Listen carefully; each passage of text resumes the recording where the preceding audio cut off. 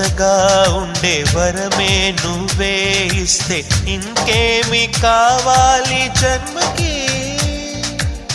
మచ్చలేని చంద్రుడిని మాట రాక చూస్తున్నా, వరస కాని బంధుని చొరవ చేసి అంటున్నా, ఇంకెప్పుడు ఒంటరినని అనరాదని, నీకు సొంతం అంటే నేనేనని.